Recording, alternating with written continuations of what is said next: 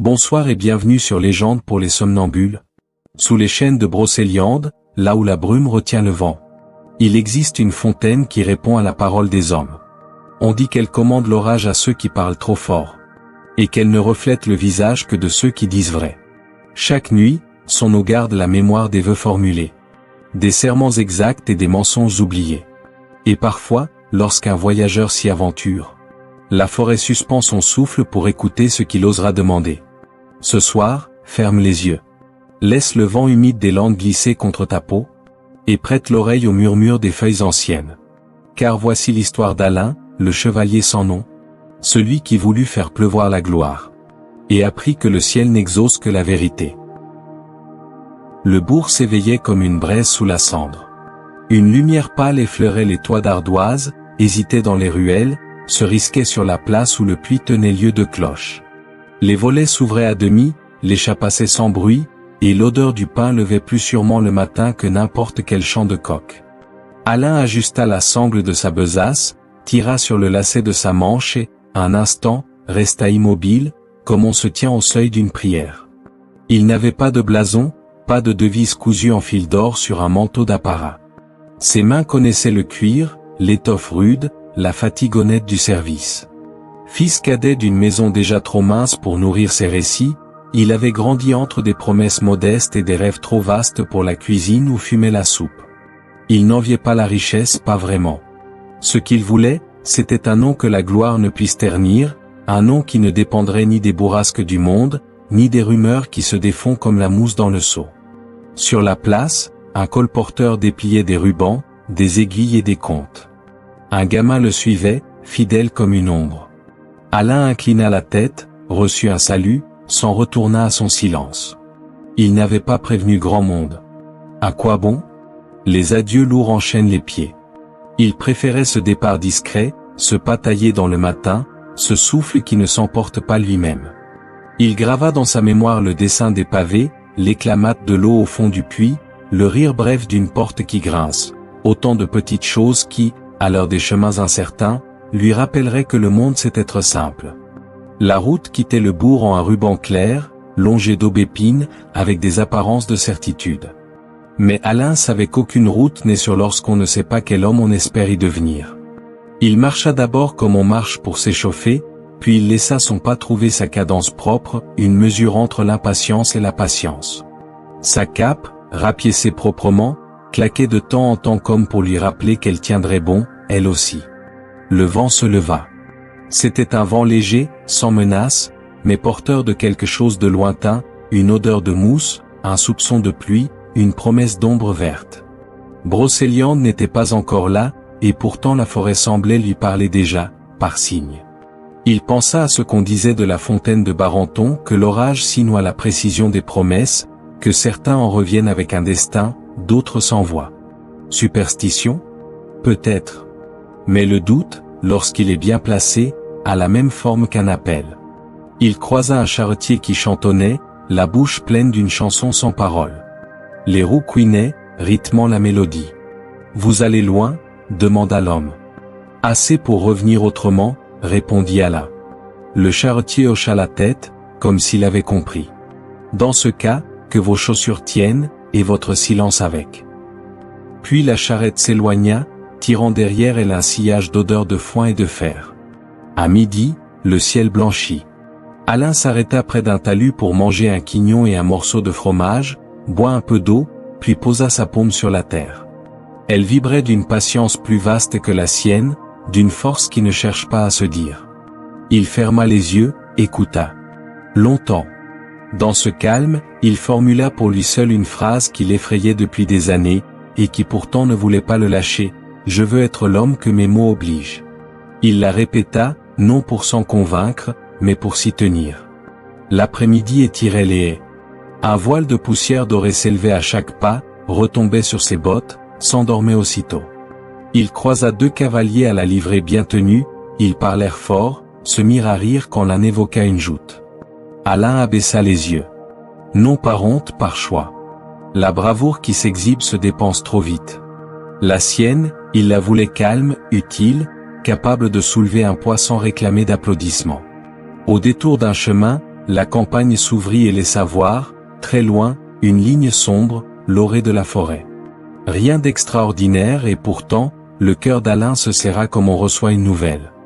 Il s'arrêta pour mieux regarder. Les arbres plongeaient leurs racines dans un secret qu'il ignorait, et cette ignorance le tenait droit. L'air y paraissait plus dense, comme si la lumière elle-même y posait les pieds avec prudence. Le soir approchait quand il atteignit un petit pont de pierre mousseuse. En contrebas, l'eau filait presque sans bruit, découpant un fil d'argent entre deux présidents. Il s'assit sur la rambarde, se laissa bercer par ce glissement régulier, puis sortit de sa poche un mince ruban de cuir noué autour d'un anneau terne. C'était tout ce qui lui restait de son père, un anneau usé, sans prestige, qui avait connu plus de récoltes que de batailles. Alain le remit à son doigt, essaya la sensation. Ça n'alourdissait pas la main, ça rappelait seulement que la main doit tenir ce qu'elle promet. La première étoile perça, timide, et le froid vint s'asseoir près de lui. Alain se remit en marche. Il chercherait un abri de haies, ou le porche d'une grange indulgente, il avait appris à dormir léger. Avant de quitter le pont, il chuchota, pour lui seul, une promesse encore sans adresse. Je ne demanderai pas plus que je ne peux tenir. Le vent, discret, emporta la phrase avec une douceur presque fraternelle. La route, désormais, s'avançait vers l'ombre. Le bourg derrière lui s'était replié dans sa chaleur.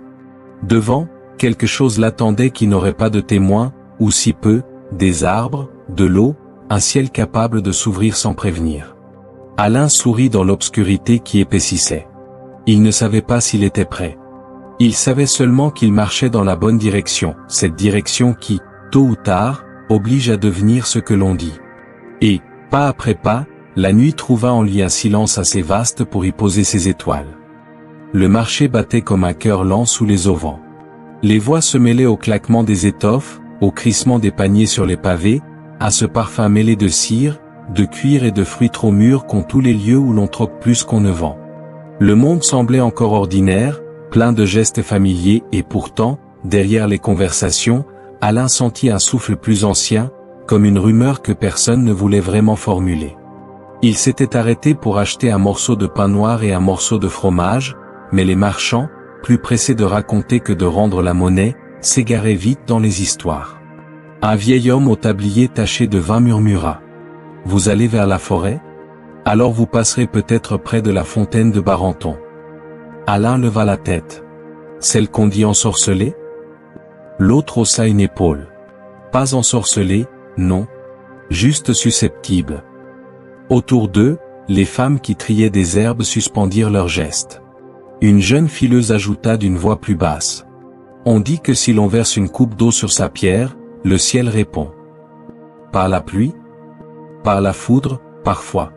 Ça dépend de ce qu'on a dit avant. » Puis elle se remit à son ouvrage, comme si elle avait déjà trop parlé. Alain sentit dans l'air une tension étrange, une attente presque religieuse. Ce n'était pas la peur de la magie, mais celle de la précision. Les gens craignent moins le surnaturel que les promesses qu'il oblige à tenir. Un colporteur, qui écoutait sans mot dire, posa son panier et lança. « J'y suis allé, moi. » Tous les regards convergèrent. Il laissa planer le silence, puis souffla. « La fontaine n'est pas dangereuse. C'est la bouche qu'on y apporte qui l'est. J'ai vu un chevalier y prononcer des mots creux, le tonnerre a ri, mais lui, on ne l'a plus jamais revu. » Un frisson parcourut les étals. Les rires moururent sous les capuchons. Alain ne rit pas. Il sentit seulement son cœur accélérer. L'idée d'un lieu où le ciel juge les mots avait quelque chose de propre, de pur, qui lui plaisait. Les hommes se jugent sur leurs armes, les dieux sur leurs humeurs, mais une eau qui écoute, voilà un tribunal honnête. Il remercia, paya, et rangea le pain dans sa besace. Un gamin l'interpella, les yeux brillants.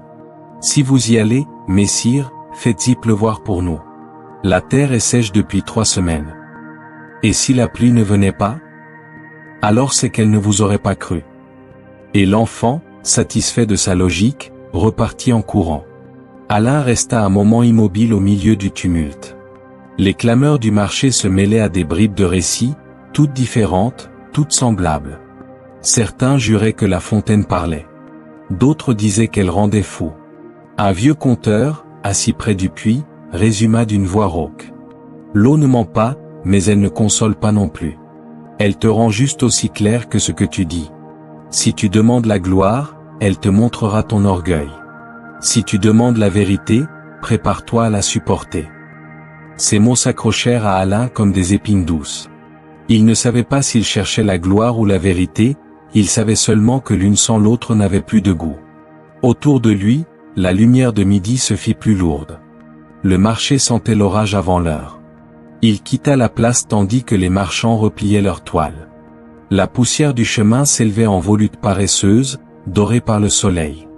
Derrière lui, les rumeurs se refermaient comme des ailes. Devant, le murmure de la forêt semblait déjà plus proche. Alain resserra sa cape, le pas plus sûr qu'au matin. Dans sa poche, l'anneau de son père heurta contre la lame de son couteau, un son clair, bref, presque musical. Il y entendit comme une promesse, celle d'un orage encore endormi, qui n'attendait qu'une phrase juste pour se lever. Brocéliande ne se laissa pas aborder d'un seul trait. Ce fut d'abord une odeur, celle du fer mouillé et de la terre chaude, ce parfum de racines qu'ont les lieux anciens. Puis un frisson dans l'air, une densité nouvelle, comme si la lumière, ici, pesait plus lourd. Quand Alain posa le pied sur la lisière, le vent s'arrêta net. Ni bruissement, ni feuilles, ni oiseaux, rien. L'air semblait suspendu, retenu entre deux respirations. Le silence n'était pas vide, il observait. Chaque pas soulevait un écho trop précis, comme si la forêt mémorisait le son de ses bottes. Les troncs se tordaient légèrement, leurs branches penchaient dans sa direction, ni menaçantes, ni accueillantes, juste curieuses. Alain eut le sentiment d'entrer non dans un lieu, mais dans une pensée. Les sentiers, d'abord clairs, se mirent à glisser sous ses yeux. Une pierre qu'il venait d'apercevoir avait changé de place, un chêne s'était rapproché. Quand il voulut revenir sur ses pas, il trouva derrière lui une pente qui n'existait pas tout à l'heure. Le cœur serré, il comprit, ici, le sol bougeait à la mesure des intentions. S'il doutait, la forêt se refermait, s'il avançait, elle ouvrait le passage. Il ralentit. Chaque respiration, chaque battement de cœur devenait une sorte d'offrande silencieuse. Autour, la mousse étouffait le monde, d'un verre presque trop vivant. Des gouttes d'eau suspendues aux branches restaient immobiles, refusant de tomber. Même le ruisseau, à quelques pas, ne coulait pas, il retenait sa course comme pour l'écouter passer. Alain sentit la fatigue s'effacer. Il n'y avait plus de distance, plus de but, seulement ce dialogue muet entre lui et les arbres. Il comprit que Brocéliande n'était pas un territoire, c'était une conscience.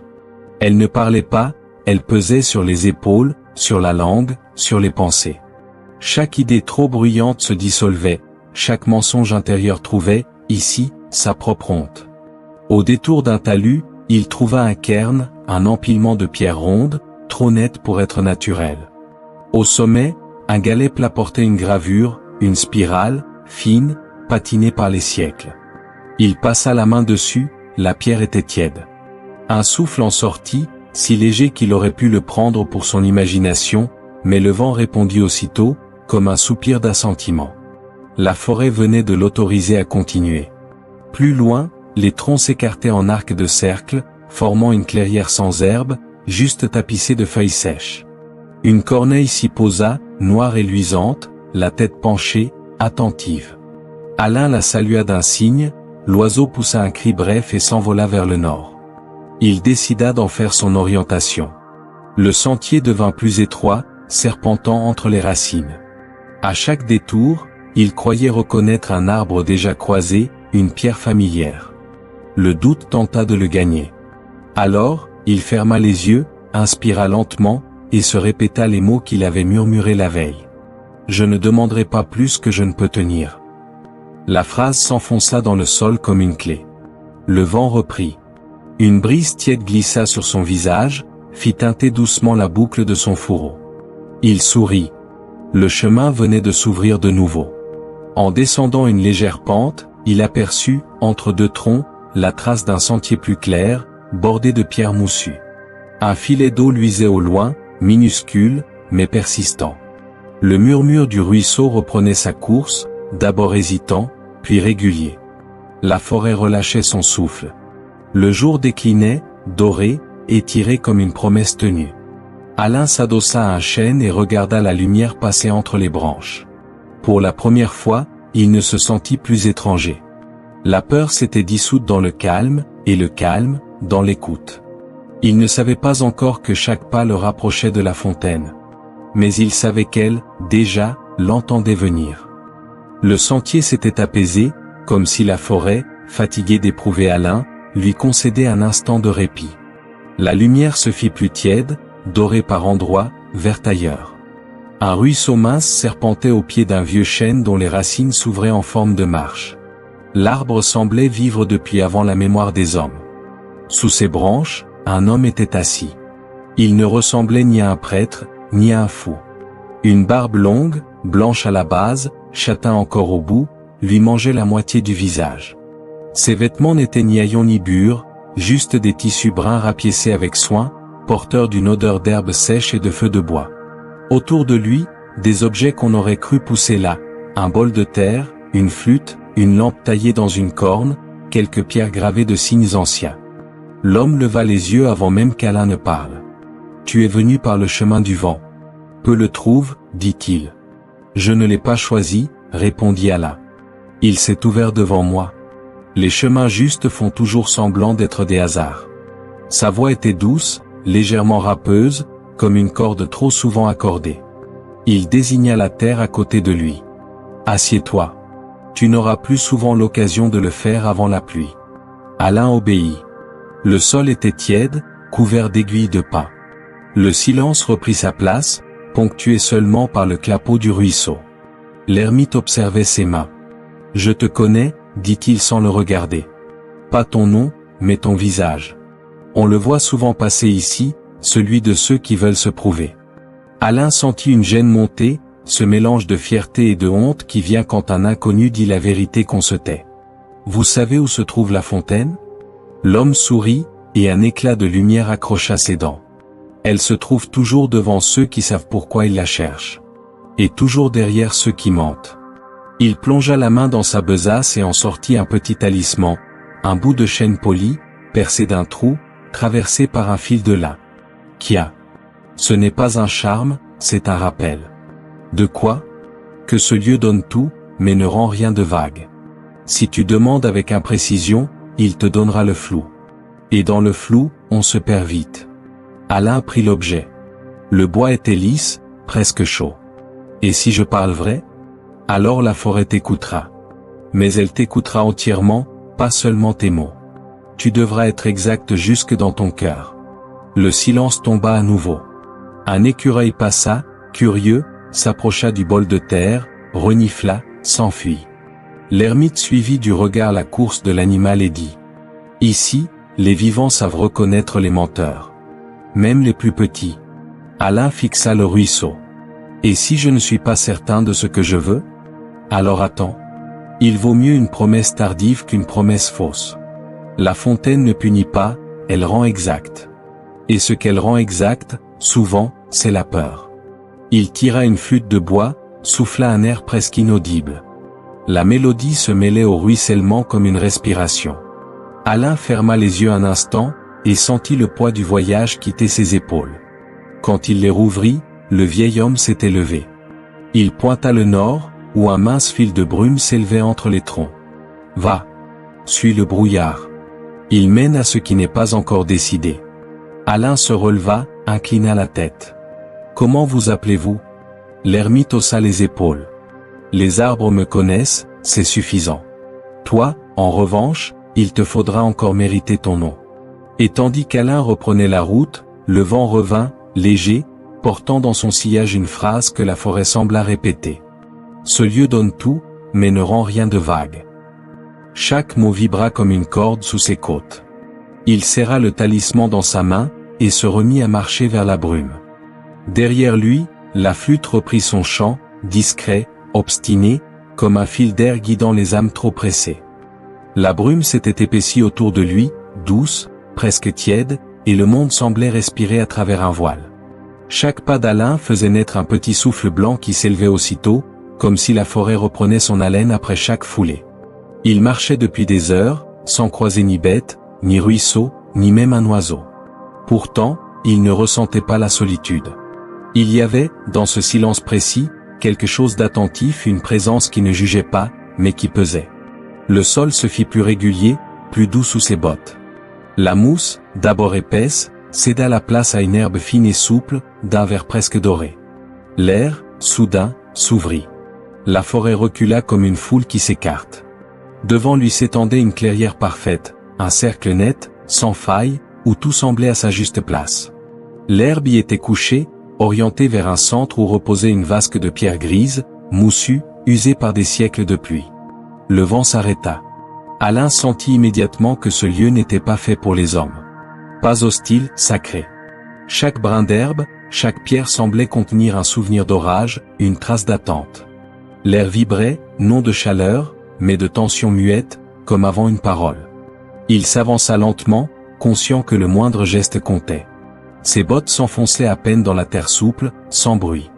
Arrivé devant la vasque, il posa la main sur la margelle. La pierre était tiède, presque vivante, et sa surface portait de fines entailles, comme si des mains, jadis, avaient tenté d'y graver des mots sans jamais les finir.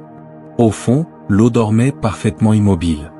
Ni reflet, ni ride, ni ombre. C'était une eau qui refusait la distraction. Il s'accroupit. Son visage, penché au-dessus du bassin, resta sans écho. Pas de miroir, pas de double. Rien. Seulement la sensation étrange que quelque chose, sous la surface, le regardait. Il murmura. « Est-ce toi, Barenton ?» L'eau frémit à peine, comme si elle avait entendu, mais ne jugeait pas utile de répondre. Autour de la clairière, les arbres formaient un cercle si exact qu'on aurait cru leur tronc disposé par une main divine. Aucun oiseau n'y nichait. Pas de traces de pas. Rien ne vivait, et pourtant tout respirait. Alain posa son sac, retira la coupe qu'il portait à la ceinture, simple, de fer poli, et la posa au bord de la fontaine. Il se souvenait des mots de l'ermite. Ce lieu donne tout, mais ne rend rien de vague. Il sentit alors, avec une lucidité neuve, le poids de ses propres pensées. Chaque désir imprécis, chaque ambition confuse semblait se découper devant lui, comme des ombres projetées par une lumière intérieure. Il comprit qu'ici, il n'aurait pas droit à l'erreur. La moindre parole serait un fil tendu entre la vérité et le châtiment. Une brise légère traversa la clairière, fit frissonner les herbes à la périphérie, mais le centre, lui, demeura calme. C'était comme si le vent, lui aussi, respectait la frontière invisible de ce sanctuaire. Alain s'agenouilla. Il prit de l'eau dans la coupe, lentement, sans éclabousser, puis la reposa sur la margelle. Le geste était simple, mais il sentit dans ses veines la lourdeur d'un acte qui n'appartenait pas qu'à lui. Le soleil filtrait entre les branches, découpant sur le sol un cercle de lumière parfaite. Le cœur d'Alain battait dans ce rythme-là, lent, circulaire, presque en accord avec le lieu. Un instant, il crut entendre un son lointain, peut-être une voix, peut-être un souvenir. Un timbre féminin, profond, posé, semblable au murmure d'une pluie qui se retient. Mais quand il releva les yeux, il n'y avait que la vasque, le ciel et le silence. Alors il comprit. Le centre du monde ne fait pas de bruit. Il attend. Et, pour la première fois, Alain attendit aussi, sans bouger, sans parler, sans chercher à comprendre. Juste présent, respirant à l'unisson de la terre, comme si le monde entier venait de retrouver son équilibre autour de lui. La clairière ne demandait rien. Elle exigeait seulement que l'on soit exact. Et, dans ce calme suspendu, la forêt de Brocéliande sembla reprendre son souffle. Alain se pencha de nouveau au-dessus de la vasque. L'eau, si lisse qu'on aurait pu la croire de verre, ne lui rendait toujours rien. Pas d'ombre, pas de reflet. Juste une transparence absolue, indifférente à sa présence. Il fronça les sourcils, cherchant le moindre signe, un frémissement, une image, même déformée, rien. Ce n'était pas une eau muette, mais une eau qui choisissait à qui parler. Le vent revint, doux d'abord, puis plus dense, chargé de mousse et de pluie lointaine. Les feuilles frémirent tout autour, sans que la surface du bassin se trouble. Le monde semblait bouger, sauf elle. Et Alain sentit, pour la première fois, le malaise précis qu'on éprouve quand un miroir décide de ne plus reconnaître. Il se redressa lentement, essuya ses mains sur sa tunique. L'air autour de la clairière vibrait, comme si chaque respiration éveillait un souvenir ancien.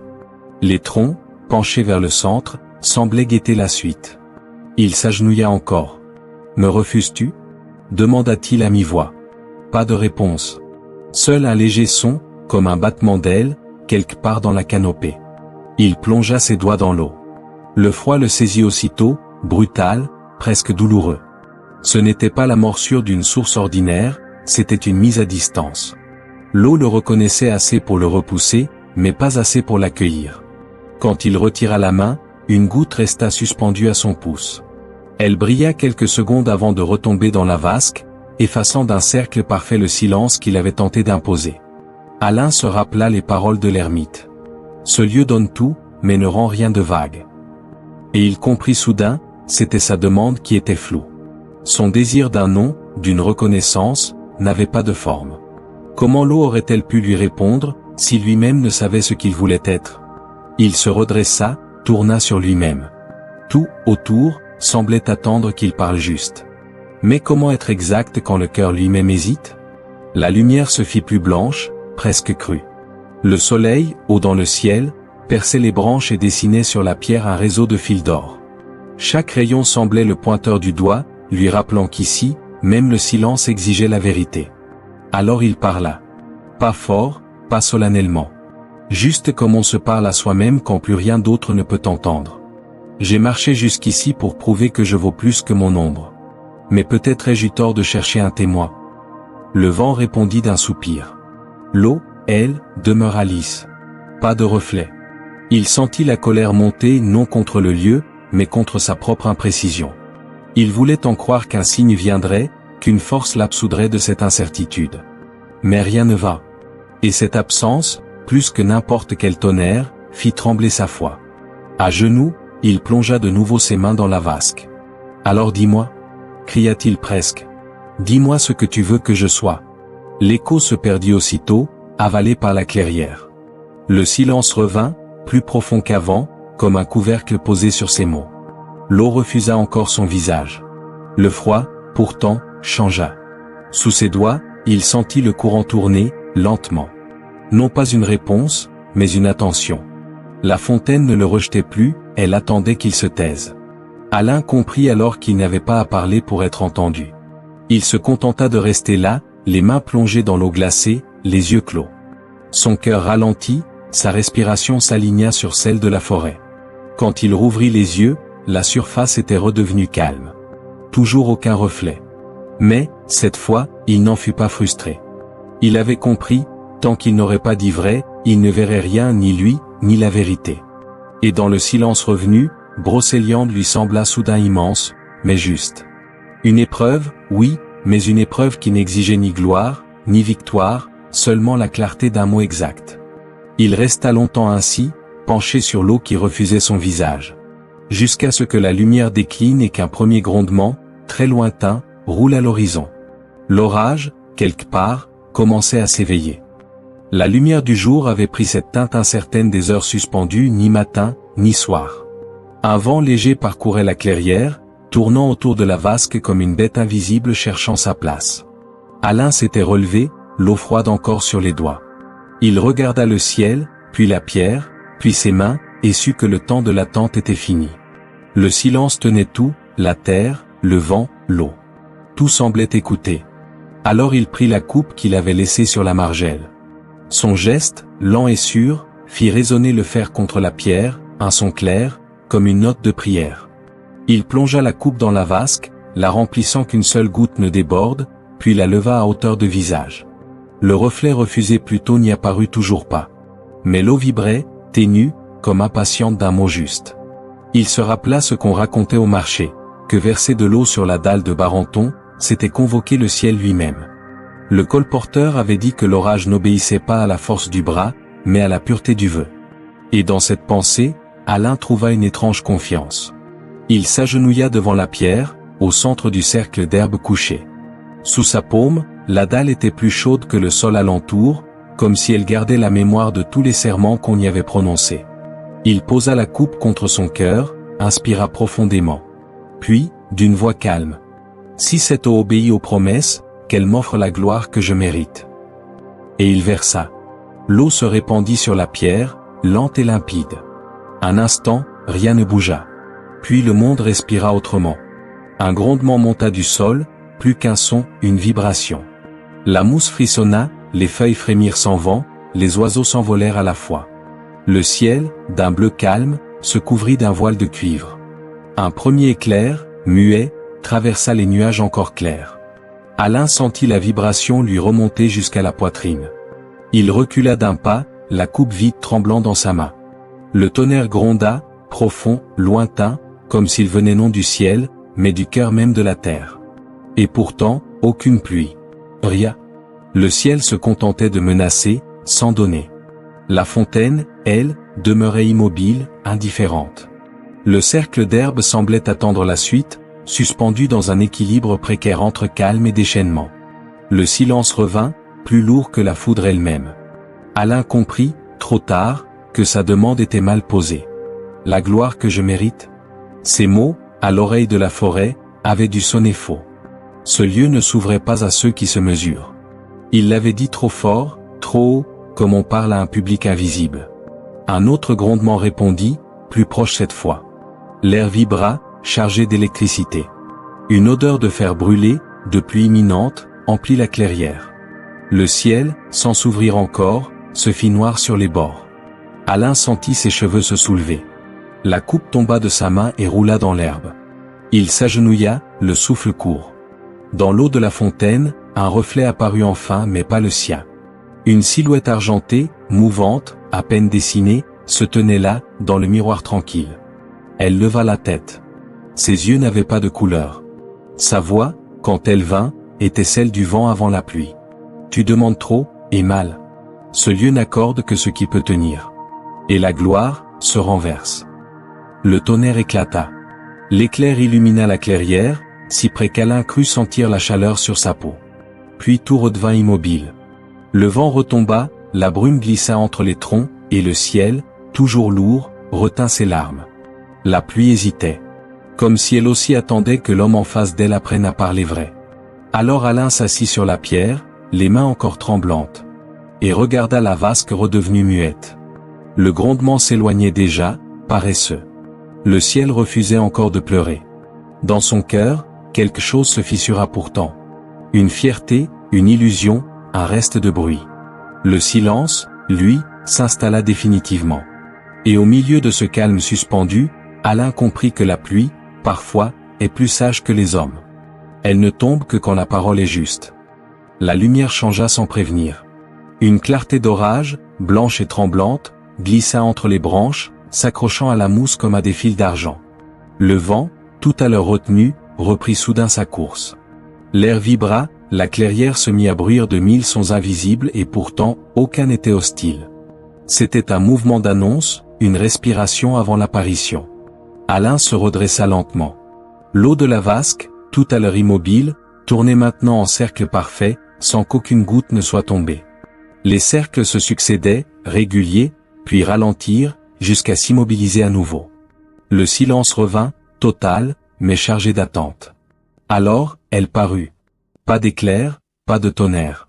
Juste une lueur argentée, d'abord diffuse, puis nette, au-dessus du bassin.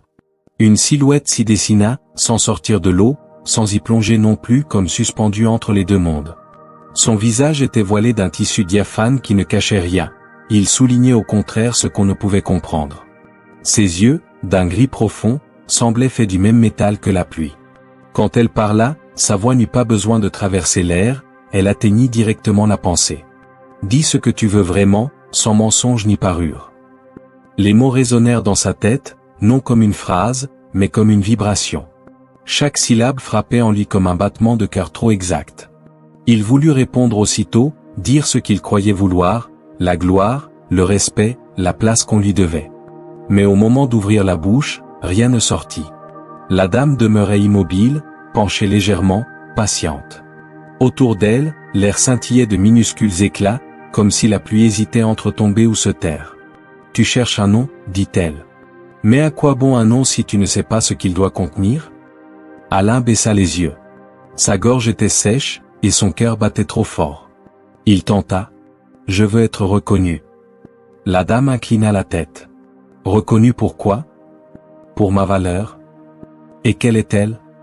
La question, simple, fit trembler ses lèvres. Il n'avait pas de réponse. Ou plutôt, il en avait 1000 toutes creuses, toutes convenues. Les mots s'étranglaient avant de naître. Le vent tourna autour d'eux, faisant danser les brins d'herbe comme une cour de témoins muets. La dame poursuivit, plus bas. L'eau ne reflète pas les rêves mal nommés. Tu crois vouloir la gloire, mais ce n'est qu'un masque de ton besoin d'être certain de toi. Ici, rien n'est donné à qui cherche à briller. Elle leva une main. Sa peau semblait faite de pluie condensée, fine, presque translucide. Un filet d'eau s'éleva du bassin, comme attiré par ses doigts. Chaque goutte se mit à tournoyer lentement autour d'elle, suspendue dans l'air. La gloire éblouit, mais n'éclaire pas. La vérité, elle, aveugle un instant pour apprendre à voir. Alors dis-moi, veux-tu être vu, ou veux-tu voir? Le monde sembla se rétrécir jusqu'à ce seul choix. Alain sentit sa langue se dessécher. Son cœur battait à tout rompre, non de peur, mais d'une lucidité douloureuse. Il comprenait maintenant pourquoi les hommes redoutaient ce lieu, on n'y affrontait ni démon ni foudre, mais soi-même. Il voulut parler, mais la dame leva la main. Pas encore. L'autre écoute, mais elle attend le mot exact. Cherche-le. Quand tu sauras le dire, elle pleuvra pour toi. Puis, comme portée par une brise qui ne soufflait que pour elle, la silhouette recula, se fondit dans le brouillard. Les gouttes retombèrent une à une, sans bruit. La surface du bassin redevint lisse, parfaite, sans trace. Alain resta seul. Ses genoux tremblaient, et pourtant il ne se sentait plus faible. La voix résonnait encore dans sa poitrine, plus claire que n'importe quel tonnerre. Dis ce que tu veux vraiment. Il comprit alors qu'il n'était pas venu pour obtenir, mais pour apprendre à dire. Et qu'entre les deux, il y avait tout un monde à traverser, le sien. La forêt, autour de lui, reprit lentement son souffle. L'herbe se redressa, un oiseau chanta quelque part, timide. Alain s'agenouilla à nouveau devant la fontaine. Et pour la première fois, il garda le silence. Non par ignorance, mais parce qu'il savait qu'il n'était pas encore prêt à parler juste. La nuit s'était posée sur Brocéliande sans crier gare. Pas une nuit noire, une nuit d'argent, faite de reflets et de respiration. La fontaine luisait doucement sous la lune, comme si elle contenait sa propre lumière. Alain était resté là, des heures entières, immobile, à chercher les mots que la dame lui avait réclamés. Mais plus il réfléchissait, plus le silence se refermait sur lui. La fatigue finit par peser. Les doigts crispés sur la coupe vide, il se redressa lentement. Le souffle court, le regard levé vers le ciel, il sentit une forme de défi grandir en lui. Il avait marché des jours, affronté la forêt mouvante, obéi à la prudence d'un vieil homme. Et pourquoi? Pour se taire devant une eau qui le jugeait? Non. Il voulait une réponse. Tu veux que je parle vrai? Murmura-t-il. Alors je parlerai. Il trempa de nouveau la coupe dans la vasque. L'eau, glacée, s'y installa avec la lenteur d'un verdict. Puis, d'une voix ferme, il prononça. Je demande la gloire. Celle que j'ai méritée. Je veux qu'on me voie, qu'on me nomme, qu'on me reconnaisse pour ce que je suis. Le vent s'éleva aussitôt. Pas en rafale, non en un souffle circulaire, qui fit tordre les branches tout autour de la clairière. Les arbres gémirent, les feuilles volèrent. Un rire, à peine perceptible, courut dans l'air. C'était un son d'ironie pure, sans méchanceté, mais chargé de pitié. Un rire de forêt. Alain sentit ses cheveux se coller à son front. Le froid devint mordant. La vasque, sous la lune, se mit à trembler, son eau frémissante dessinant des cercles nerveux. Puis une voix, pas celle de la dame, plus diffuse, plus vaste, sembla se répandre dans le vent. Voilà donc ton vœu. Gloire et reconnaissance. Les mots qu'aiment les hommes pressés.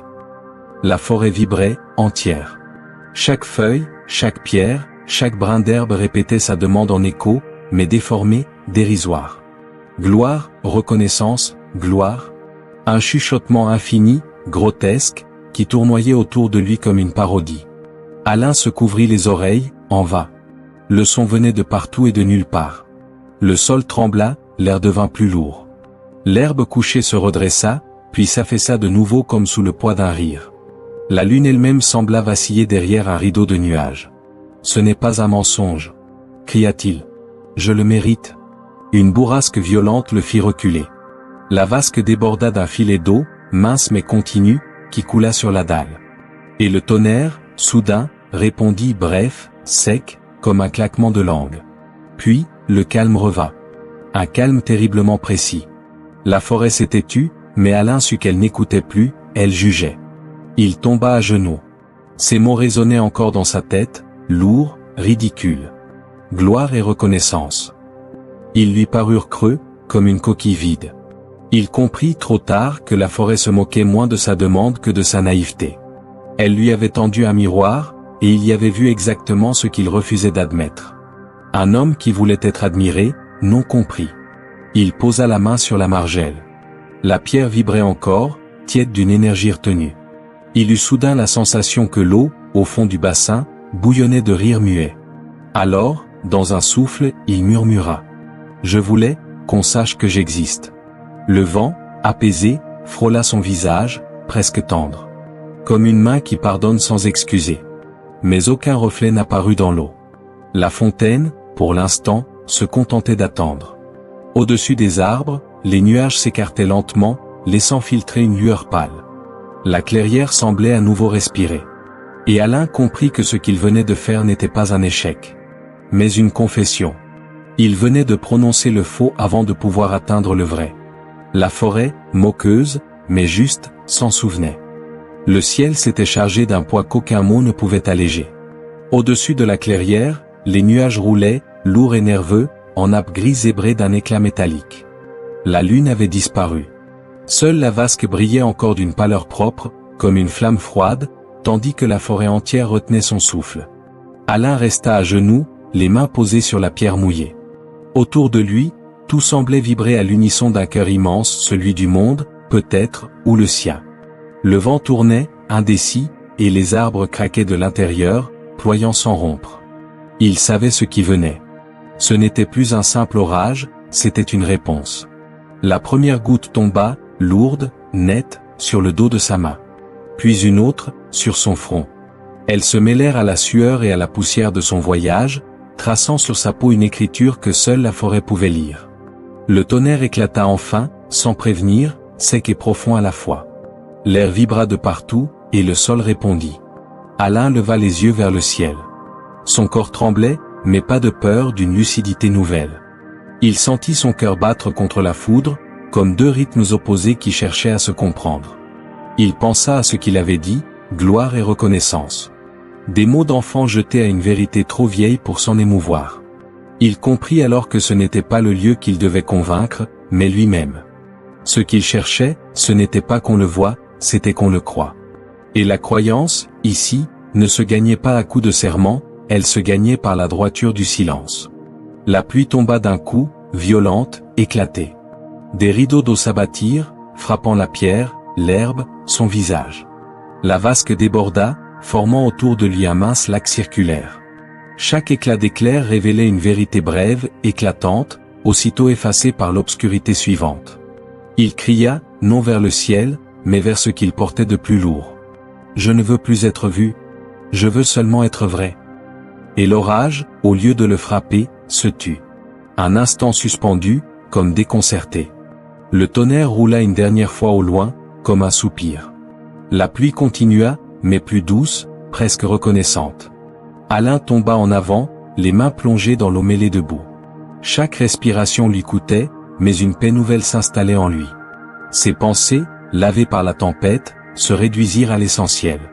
Le souffle, la terre, l'eau. Tout ce qu'il avait voulu dominer lui rappelait désormais sa juste place.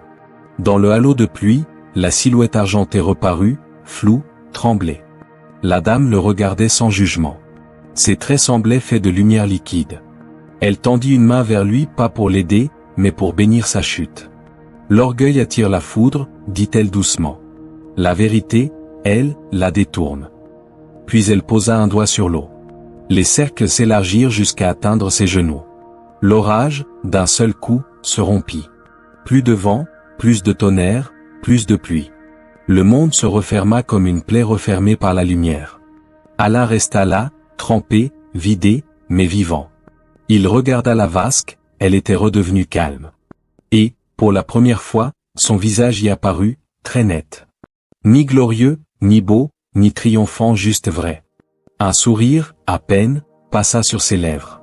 Le ciel, déchargé de colère, laissa glisser une clarté pâle entre les branches. Une brise nouvelle, tiède, se leva. Elle portait dans son souffle cette odeur d'après-pluie, d'humus lavé, de recommencement. Alain murmura. « Merci. » Ce n'était pas une prière. C'était un constat. Et la forêt, comme en écho, exhala un soupir de satisfaction, discret, presque humain. Le silence revint, profond, fécond. Un silence plein, non plus celui de l'attente, mais celui du repos.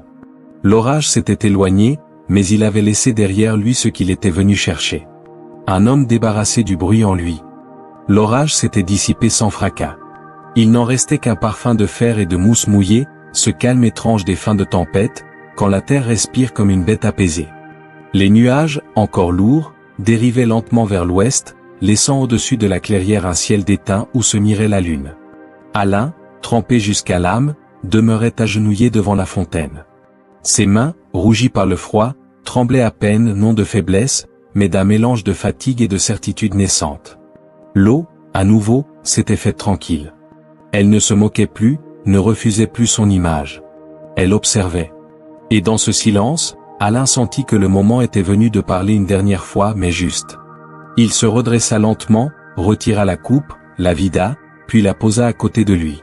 Ses doigts glissèrent sur la margelle humide, traçant sans s'en rendre compte une forme circulaire, la même que celle qu'avait décrite la dame dans l'air. Son reflet tremblait à la surface, mais ne s'effaçait plus. Il inspira profondément. Sa voix, lorsqu'elle s'éleva, n'avait plus la force du défi ni l'ombre de la peur. C'était une voix nue, simple, débarrassée des ornements inutiles. Servir, même sans regard. Protéger, même sans témoin. Les mots se posèrent sur l'eau avec la délicatesse d'une offrande. Pas d'éclat, pas de tonnerre cette fois. Juste un léger frisson à la surface, comme si la fontaine, enfin, acceptait. Une brise tiède passa, soulevant les mèches collées à son front. L'air se remplit du parfum humide des feuilles écrasées, des racines tièdes, de la pluie finissante. Et dans ce mélange d'odeurs, il sentit pour la première fois non pas la victoire, mais la justesse. Le silence dura longtemps, mais ce n'était plus le même silence qu'à son arrivée. Celui-ci respirait. Il y avait dans l'air un accord retrouvé, quelque chose de complet. Puis, la voix de la dame résonna de nouveau, si proche qu'il lui sembla qu'elle parlait à l'intérieur de lui-même. Voilà des mots qui tiennent. La fontaine donne à ceux qui mesurent leurs vœux à la taille du monde, pas à celle de leur orgueil. Alain ferma les yeux. Il n'avait pas besoin de la voir. Sa présence emplissait l'espace, fluide, bienveillante. Chaque syllabe semblait s'enrouler autour de son cœur, non pour le serrer, mais pour le fortifier. La dame ajouta, plus bas, comme une confidence. Tu n'avais pas à prouver que tu méritais un nom. Il suffisait de le dire avec justesse, et la terre elle-même t'aurait reconnu. Une larme, peut-être de pluie, glissa sur la joue d'Alain. Il sourit sans s'en rendre compte. Le vent s'apaisa complètement. La fontaine, elle, sembla se dilater doucement, comme si l'eau elle-même soupirait de contentement. Alors, dans un geste instinctif, Alain trempa sa main dans la vasque. L'eau était tiède, apaisée. Elle ne le repoussait plus. Il en sortit une poignée et la versa sur la dalle, comme il l'avait fait la première fois mais sans parole, sans attente, sans calcul. L'eau s'étala, se divisa en plusieurs filets, puis se résorba. Un mince rayon de lune tomba alors sur la pierre, dessinant autour de lui une auréole claire. La forêt entière sembla se courber, un instant, dans un murmure respectueux. Alain posa sa main sur la margelle, et murmura. « Je n'ai rien conquis. Mais je crois avoir appris à dire. » La dame ne répondit pas. Elle n'avait plus à le faire. Au loin, le cri d'une chouette fendit la nuit. L'air avait cette transparence qu'ont les vérités acceptées. Le chevalier sentit la paix couler en lui comme un courant d'eau claire. Ce soir-là, aucun miracle n'éclata. Aucune pluie d'or, aucun signe éclatant. Mais quelque chose d'invisible et d'infiniment plus rare venait de se nouer. Un pacte entre un homme et sa parole. Et dans la vasque, au fond, son reflet resta entier. La paix qui avait suivi le serment n'était qu'un souffle fragile, un entre-deux. La forêt l'avait entendu, oui, mais elle devait encore le croire. Brocéliande n'offre jamais sans vérifier. Et la vérité, ici, ne se mesure pas aux mots, mais à ce qu'ils tiennent quand tout s'écroule. Alain le sentit avant même que le vent ne se lève. Un frisson parcourut la clairière, profond comme une respiration contenue. Les feuilles, encore luisantes de pluie, frémirent à l'unisson. Le ciel se chargea de nouveau, mais cette fois sans éclat, une masse lourde, compacte, d'un gris presque métallique. Il se redressa, la main encore posée sur la margelle. Autour de lui, les troncs semblaient se rapprocher, dessinant un cercle plus étroit. Un bruit surmonta du sol, un grondement lent, grave, qui ressemblait moins à un tonnerre qu'à un avertissement. La dame n'était plus là. Seule la fontaine, immobile, réfléchissait le ciel prêt à éclater. Mais Alain savait qu'elle l'observait encore, à travers chaque goutte suspendue dans l'air. La première rafale arriva, brutale, tordant les branches. La mousse se souleva, les herbes couchées se mirent à tournoyer.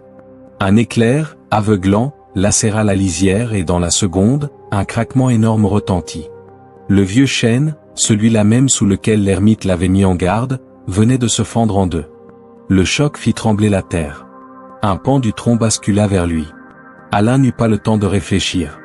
Il bondit, instinctivement, pour écarter une lourde branche qui menaçait d'écraser la margelle. Son épaule heurta la pierre, la douleur éclata dans son bras, mais la vasque resta intacte. Le bruit se répercuta en échos infinis. Le vent rugit, puis tomba net, comme coupé. La pluie, elle aussi, cessa d'un coup, suspendue dans son élan. Le chevalier, haletant, demeura debout, le souffle court, les doigts crispés sur la pierre. Le chêne gisait à moitié brisé, ses entrailles de bois encore fumantes là où la foudre avait frappé. L'odeur de résine brûlée emplissait l'air. Alors, le silence revint, un silence dense, plein de sens. Alain resta immobile, le bras endolori, le regard fixé sur la fente du tronc. Il ne pensa pas à la peur, ni à la gloire. Seulement à ce qu'il venait de sauver, le centre du monde, fragile, qu'il avait juré de protéger. La voix de la dame ne revint pas. Mais il la sentit, partout. Dans le bruissement des feuilles, dans la lente expiration de la forêt apaisée. Une chaleur douce monta du sol, se répandant jusqu'à ses jambes. Les branches cessèrent de bouger, les oiseaux, lentement, revinrent. Alors seulement il comprit, l'épreuve n'était pas la foudre, mais son propre geste. La tentation aurait été de fuir, de se protéger. Mais il avait agi sans réfléchir, avec la droiture du serment tenu. La forêt, en retour, venait de le reconnaître. Une brise douce caressa son visage, presque une main invisible. Les éclats du tronc fendu se mirent à luire faiblement, comme si la sève se changeait en lumière. Le chêne mort, loin d'être détruit, semblait consacré. Un sanctuaire nouveau, né de la brûlure. Alain posa la paume sur la blessure du bois. Le contact était tiède, vivant encore. Sous ses doigts, il sentit une pulsation lente, comme un cœur végétal. « Je t'ai entendu, dit la forêt, sans mots. Et je t'accepte. » Cette phrase ne passa ni par ses oreilles ni par son esprit. Elle traversa son être entier, simple et immense. Alors, il s'agenouilla une dernière fois devant la fontaine.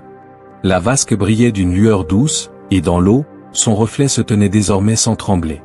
Il n'était plus un intrus venu défier le mystère, il faisait partie du lieu, comme le chêne, comme la pluie, comme le silence. Et tandis qu'il fermait les yeux, la forêt reprit sa respiration. Une respiration calme, profonde, accordée à la sienne.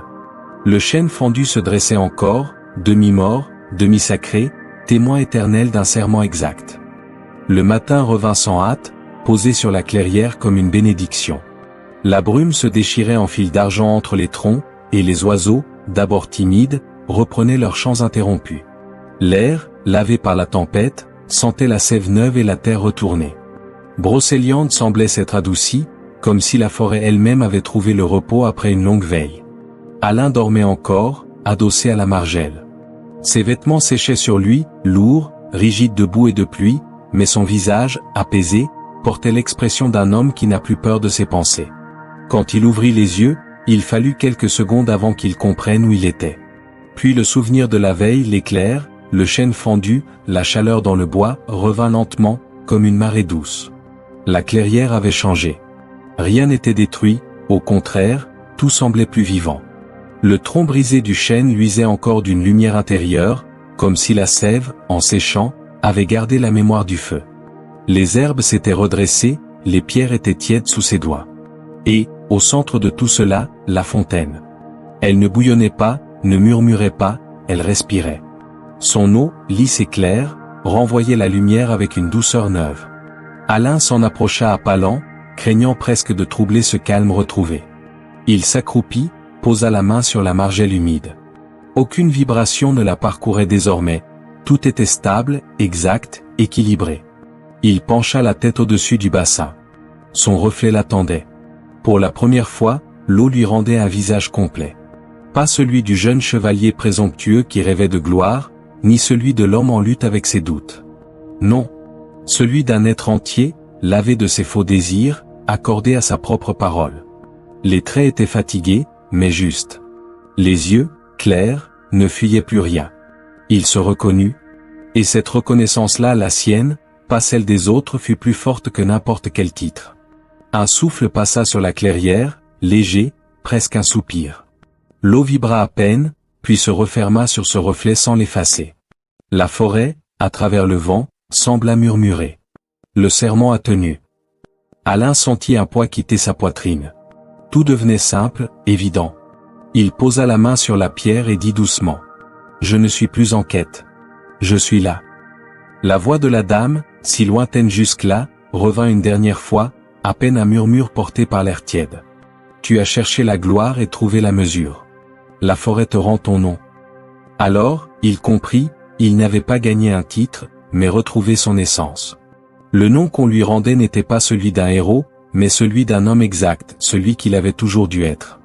Il resta un long moment assis, immobile, les genoux dans la mousse, le regard plongé dans la vasque. Le temps semblait s'être arrêté. Ni bruit, ni vent, ni attente. Rien que la paix simple d'un lieu qui n'exige plus. Le soleil monta lentement derrière les chênes. La lumière, filtrant à travers les feuilles, forma sur la margelle des taches mouvantes. Dans l'eau, chaque éclat ressemblait à une bénédiction. Alain sourit.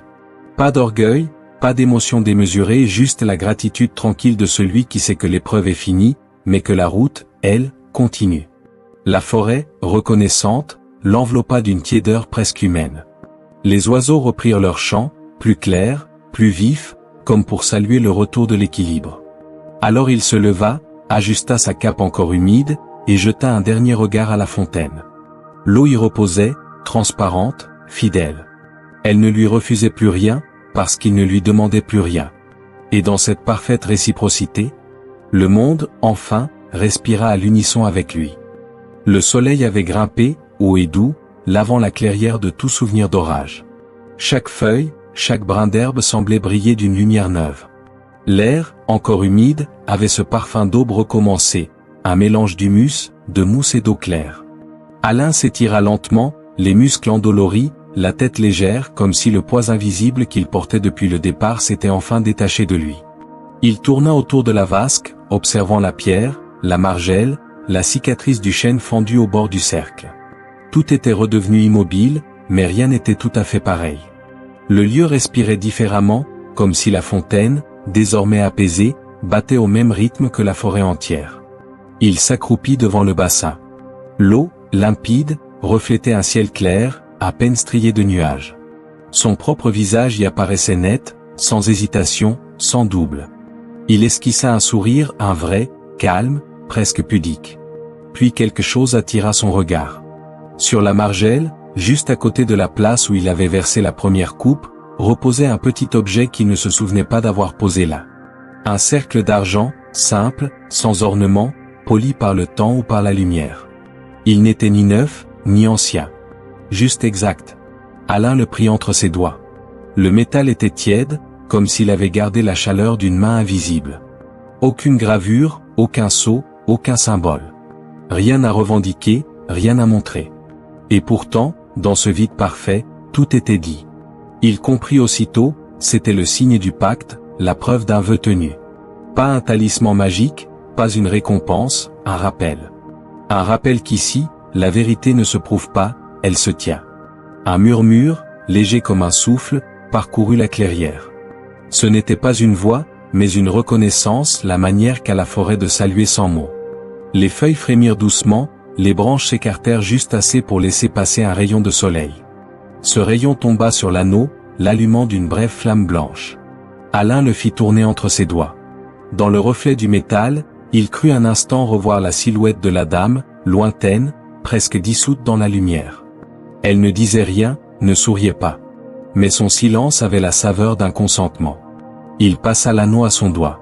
Le geste lui parut naturel, presque ancien, comme s'il réparait un oubli. Aucune magie ne s'ensuivit. Pas d'éclair, pas de souffle divin. Juste une impression de plénitude exacte, ce sentiment rare qu'il n'y a plus rien à ajouter. Il posa la main sur la pierre humide. Sous sa paume, la vasque vibra d'un murmure profond, puis tout se calma. Le cercle d'eau, l'anneau d'argent, la margelle de pierre, tout formait désormais un seul symbole. Un rappel simple, la promesse, tenue. Le chêne fendu, à la lisière, laissa tomber quelques feuilles, qui vinrent flotter à la surface. Elles dessinèrent un second cercle autour du reflet du soleil. Deux anneaux, celui de la nature et celui de l'homme, unis dans un silence lumineux. Alain resta là un moment, observant ce double signe. Avant de glisser les doigts sur la margelle et de murmurer. « Merci, pour m'avoir appris la mesure. » Le vent répondit d'une brise douce, qui passa sur son visage comme une bénédiction. Il sentit que le lieu n'avait plus besoin de lui, et que lui, enfin, n'avait plus besoin du lieu.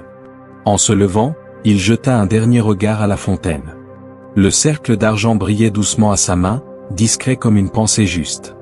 Et dans ce simple éclat, il reconnut le sceau de tout ce qu'il avait cherché. Non la gloire, mais la paix d'un serment tenu. La forêt, satisfaite, reprit son chant. Et le monde, sans tonnerre, sans miracle, redevint complet. La route du retour se fit sans hâte. Le monde, lavé par l'orage, semblait plus vaste qu'à l'aller. Les flaques gardaient encore le reflet des nuages, et l'air, frais, sentait le fer, la fougère et le commencement. Alain marchait sans précipitation, le pas sûr, léger. Chaque bruit, le froissement d'une aile, le craquement d'une branche, le chuintement d'un ruisseau, sonnait comme une parole connue. Il ne se pressait plus vers un but, il rentrait, tout simplement. Les premiers champs reparurent, mouillés de lumière. Puis les toits du bourg, à l'horizon, minuscules et paisibles. Rien n'avait changé, sinon lui. La forêt derrière semblait n'avoir jamais existé, comme un rêve qu'on aurait seulement traversé. Et pourtant, il la sentait toujours respirer quelque part, dans son dos non plus comme un mystère, mais comme une présence familière. Il passa le pont de pierre au crépuscule. La rivière roulait tranquille, dorée par le soleil couchant. Il s'y pencha et vit son reflet dans l'eau trouble, le même visage que celui de la fontaine, mais plus doux, plus humain. L'anneau à son doigt luisait faiblement, juste assez pour lui rappeler que les promesses vraies n'ont pas besoin d'être grandes pour tenir. Personne ne l'attendait au village. Pas de cris, pas de cloches, pas même une question. Les gens allaient et venaient, occupés à leur pain, à leurs bêtes, à leurs gestes d'habitude. Un gamin leva la tête en le croisant et lui adressa un signe. Une femme sur le seuil le salua, poliment, sans curiosité. Et c'était bien ainsi. Il traversa la place. Le colporteur était revenu, le même sans doute, ou son frère. Il racontait une histoire différente, celle d'un chevalier qui aurait fait tomber la pluie en prononçant un vœu exact. Les enfants riaient, incrédules. Alain sourit, continua son chemin. Aucun mot ne vint trahir qu'il connaissait la fin du conte. Devant la forge, le vieux maréchal leva la tête, plissa les yeux. « Vous rentrez de loin ?»« D'assez loin, répondit-il. »« Vous avez trouvé ce que vous cherchiez ?» Alain hésita un instant, puis répondit simplement. « Je crois que je l'ai retrouvé. » Le forgeron hocha la tête, satisfait d'une réponse qu'il ne comprenait pas. Il lui serra la main, un geste ordinaire, mais dans lequel Alain sentit passer la chaleur exacte du monde simple. Quand la nuit tomba, il s'assit sur le muret qui bordait le puits. Le vent glissait doucement entre les maisons. Les lanternes clignotaient une à une, et la lune se leva, claire, ronde, apaisée.